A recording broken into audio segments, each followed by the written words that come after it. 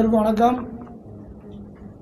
தமிழக வெற்றி கழகத்தின் தலைவர் தளபதி அவர்களை இந்த நேரத்திலே வணங்கி பொதுச் செயலாளர் ஆனந்தண்ணாச்சி அவர்களுடைய ஆணைப்படி எனக்கு இந்த பாளையங்கோட்டை தொகுதி சட்டமன்ற தொகுதிக்கு சீட்டு கொடுத்ததற்காக அவர்களுக்கு நன்றி கூறுகிறேன். மேலும் இந்த பாளையங்கோட்டை தொகுதியை ஒரு சிறந்த தொகுதியாக மாற்ற வேண்டும் என்று ஒரு நல்ல முடிவெடுத்து தளபதி அவர்கள் என்னிடம் ஒரு ஆணையிட்டிருக்கிறார்கள். எப்படி செய்வீர்களோ தெரியாது. அதாவது பாளையங்கோட்டை மட்டுமல்ல, ஒவ்வொரு மாவட்டமும் நம்மளுடைய ஒரு ஊழல் இல்லாத ஆட்சி மலர வேண்டும். நல்ல சாலை வசதி செய்து கொடுக்க வேண்டும், நல்ல குடிநீர் கொடுக்க வேண்டும், நல்ல கல்வி கொடுக்க வேண்டும். மக்களுக்கு எதெல்லாம் தேவையோ அடிப்படை வசதிகள் எல்லாம் நாம் செய்து கொடுக்க வேண்டும் என்று தளபதி அவர்கள் ஆணையிட்டிருக்கிறார்கள். இன்னும் பல திட்டங்களை அவர்கள் எடுத்து கூறுவார்கள். இன்னும் ஒவ்வொரு இடத்துலையும் போகும்போது அவர்களுடைய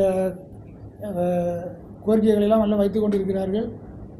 ஒவ்வொரு பொதுக்கூட்டங்களிலும் 10-15 கோரிக்கைகளை வைத்திருக்கிறார்கள். இன்னும் இப்போ பாளை பகுதிக்கு 8ஆம் தேதி வர இருக்கிறார்கள். பாளை பகுதிக்கு 8ஆம் தேதி வர இருக்கிறார்கள். அது இன்னும் கரெக்டான ஒரு டைம் கொடுக்கவில்லை. கண்டிப்பாக இன்னும் ஒரு சில தினங்களில் கொடுத்து விடுவார்கள். கொடுத்த உடனேயே உங்களுக்கும் நான் சொல்லிவிடுவேன். இந்த பொதுக்கூட்டத்திலையும் அவர் பல கோரிக்கைகளை வைப்பார்கள். அவர்களுடைய தளபதியுடைய எண்ணம் எப்படி என்றால், ஒரு நல்ல ஆட்சி பண்ண வேண்டும். நிரந்தரமாக எம்ஜிஆர் எந்த ஆட்சி பண்ணினாரோ 15 ஆண்டுகள் அவர் உயிரோடு இருக்க வரைக்கும் மூணு தடவை முதலமைச்சராக இருந்தவர் எம்ஜிஆர். அதே போல் யாரும் இருந்ததில்லை. அதே மாதிரி நம்ம தளபதி ஆட்சியும் 3 முறை இல்லை, 4 முறை இல்லை, தளபதியுடைய ஆயுள் காலம் வரைக்கும் நாங்கள் தான் தமிழகத்தை ஆளுவோம் என்பதை இந்த நேரத்திலே உங்களுக்கெல்லாம் உறுதியாக சொல்கிறேன். அதற்கு என்ன காரணம் அப்படின்னு சொன்னால், எல்லா வசதிகளும் மக்களுக்கு செய்து கொடுக்கப்படும். என்ன தேவையோ அதை உடனுக்குடன் செய்து கொடுக்கப்படும். அதாவது ஒரு ஊழலற்ற ஆட்சியை கொண்டு வர முடியும் எங்களால். அதாவது அந்த ஊழல் பணத்தை மக்களுக்கு செலவு பண்ணணும். அதுதான் தலைவருடைய நோக்கம், வேறு நோக்கமே கிடையாது. இன்றைக்கி ஒரு பெரிய ஊழல் நடந்துகிட்ருக்கு. ஒரு பல கோடி, அதாவது 1000 கோடி 2000 கோடிங்கிறது இல்லை. இன்றைக்கி ஒரு எத்தனை 3500 கோடி ஊழல் நடந்திருக்கு இந்த திமுக ஆட்சியில். இந்த ஊழலெல்லாம் இல்லாமல் அந்த பணத்தை எடுத்து மக்களுக்கு நல்லதை செய்ய வேண்டும் என்பது தான் தலைவருடைய நோக்கம். இதை கண்டிப்பாக செய்து முடிப்போம். கண்டிப்பாக அதை நடத்தி விடுவோம். தென்னகத்தின் ஆக்ஸ்போர்ட் எனக்கூடிய பாளையங்கோட்டையில் தான் கல்வி நிறுவனங்கள் அதிகமாக இருக்குது. படிக்கக்கூடிய இளைஞர்களுக்கு வேலைவாய்ப்பு உருவாக்கும் வகையில் வேலைவாய்ப்பு கண்டிப்பாக வீட்டுக்கு ஒருவருக்கு வேலை, இல்லாதவர்களுக்கு வீடு, எல்லா வசதியும் செய்து கொடுப்பேன் என்று தளபதி திட்டவட்டமாக சொல்லியிருக்கிறார். அது கண்டிப்பாக நடக்கும். பாளையங்கோட்டையில் இப்போ சாலை வசதி இல்லை. பாளை கால்வாய் சுத்தம் பண்ணணும். தாமிரபரணி ஆறு எல்லா ஆழ்ச்சியிலையும் சுத்தம் பண்ணணும். நல்லா ஒரு சாக்கடை கலக்காத நீரை கொண்டு வரணும் என்று தான் எல்லாருடைய ஆசையும் இருக்கிறது. எல்லாரும் அதை ஒரு கோரிக்கையாக வைக்கிறார்கள், ஆனால் செய்வதில்லை. அதில் பல ஊழல்கள் தான் நடந்து கொண்டிருக்கிறது. அந்த ஊழல் நடக்காமல் அதை நாங்கள் செய்து முடிப்போம் 5 ஆண்டுகளுக்குள். அதனால் தளபதி என்ன சொல்லியிருக்காருன்னா, எல்லா கோரிக்கைகளையுமே ஒரு ஆண்டுக்குள் நீங்கள் செய்து முடிப்போம் என்று சொல்லுங்கள். எந்த திட்டமாக இருந்தாலும் கண்டிப்பாக எல்லாமே நாங்கள் செய்து முடிச்சோம். உங்களுக்கு அழுத்தம் எது இருக்கா சார்? இந்த விஜய் வருகை முன்னிட்டு இடம் தேர்வு அதில் ஏதாவது அழுத்தம் எதுவும் கொடுக்குறாங்க மறைமுகமாக ஆளுங்கட்சி தரப்பு? அதெல்லாம் ஒன்றும் அழுத்தமே இல்லை. 8ஆம் தேதி வர்றதா இருக்குது. அதெல்லாம் இன்னும் கரெக்டாக சொல்லலை. அது இன்னும் ஒரு நாள் 2 நாளில் சொல்லுவாங்க. நாங்கள் 2 இடம் தேர்வு பண்ணியிருக்கிறோம். ஒன்று கங்கை கொண்டான் பக்கம் சிப்காட் பக்கத்தில், இன்னும் ஒன்று நம்ம ராஜகோபாலபுரம் பக்கம் நார்வல் பைபாஸ் ரோட்டில். 2 இடம் தேர்வு பண்ணியிருக்கிறோம். 2 இடத்துக்குமே பெர்மிஷன் வாங்க சொல்லியிருக்காங்க. அதில் எந்த இடம் அவங்க கமிஷனர் தேர்வு பண்ணுகிறார்களோ அந்த இடத்துல கண்டிப்பாக அப்ளை பண்ணியாச்சு, பெர்மிஷனுக்கு அப்ளை பண்ணியாச்சு. இன்னைக்கு பண்ணிட்டு இருக்காங்க. 8ஆம் தேதி கன்ஃபார்ம். 8ஆம் தேதி. உங்க தலைவர் வந்து திமுக தான் முதல் எதிரின்னு சொல்லிட்டு இருக்காங்க. திமுக மாநகர தொகுதியை வந்து எப்பவுமே திமுக வசம் தான் இருக்கு. இது எப்படி நீங்க அதை பீட் பண்ணி வரணும்னு நினைக்கிறீங்க? கண்டிப்பாக இந்த தேர்தலில் திமுக, அதாவது ஒரு அரசியல் எதிரியே எங்களுக்கு திமுகவா டிவிகேயா, வேறு யாரையுமே நாங்கள் வந்து எதிர்பார்க்கவே இல்லை. அதாவது ஒரு பொருட்டாகவே நினைக்கல. எந்த கட்சியுமே எங்களுக்கு வேறு கட்சி இல்லை. இந்த ஊழல் கட்சி மட்டும்தான் எங்கள் கண்ணுக்கு எதிரியாக தெரியுது.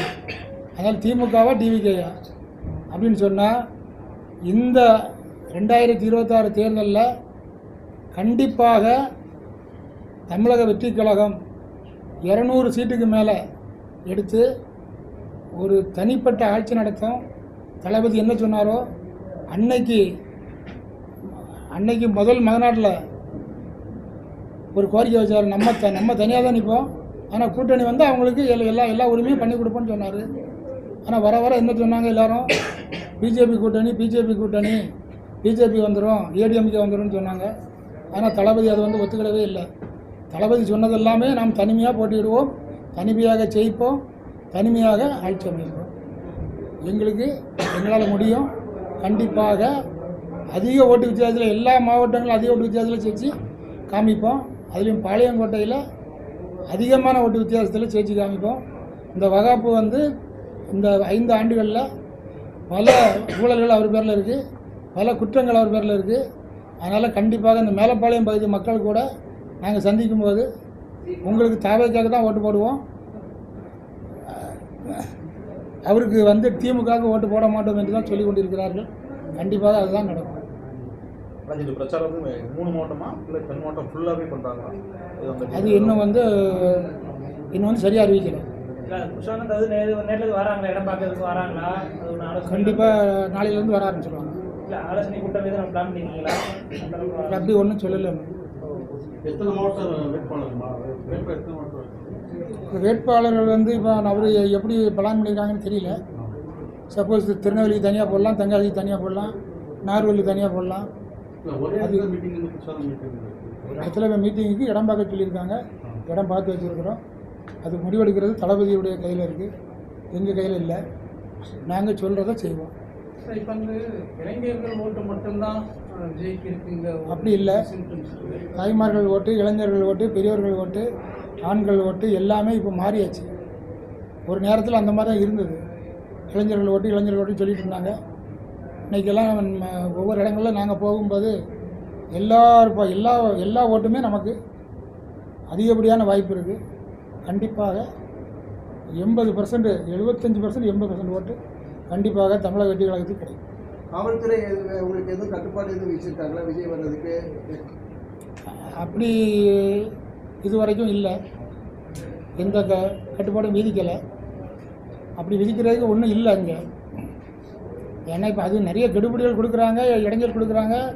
அது எல்லோரும் உங்களுக்கே, பத்திரிகையாளர்களுக்கே எல்லாமே தெரியும், உங்கள் பிரஸ்காரங்களுக்கு எல்லாமே தெரியும் என்னெல்லாம் நடந்துகிட்ருக்கு. ஒவ்வொரு இடங்களில் என்னெல்லாம் நம்ம எத்தனை விதிமுறைகள் வைக்கிறாங்க, எத்தனை கட்டுப்பாடு வைக்கிறாங்க, எல்லாமே உங்களுக்கு தெரியும்.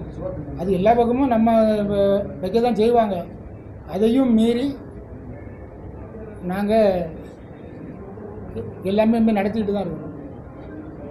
2 வழக்கு இப்போ ரீசெண்டாக போட்டது வந்து தேர்தல் பணி தொடர்பாக வழக்கு போட்டிருக்காங்களா? இப்போ ரீசெண்டாக 2 வழக்கு போட்டிருப்பாங்க முடியும். யார் மேலே? அந்த தேர்தல் குறித்து அஃபிடவிட்டில் குறிப்பிட்டிருந்தீங்க, தேர்தல் குறித்து ஏதோ பண்ணதான்னு சொல்லி. அது இப்போ ரீசெண்டாக அப்புறம் போட்டிருக்காங்களா இல்லை? அது வந்து முன்னாலே அந்த வழக்கு என்கிட்ட இருக்குது. அது ஒரு பெரிய வழக்கு இல்லை. அது வந்து வழக்கு முடிகிற ஸ்டேஜில் தான் இருக்குது. அதில் அது ஒரு பெரிய குற்றமான வழக்கு இல்லை. இருந்தாலும் எந்த வழக்காக இருந்தாலும் வெளில குறிப்பிடணும் அப்படின்னு சொன்னாங்க. அதனால வெளில குறிப்பிட்டோம். ஓகே.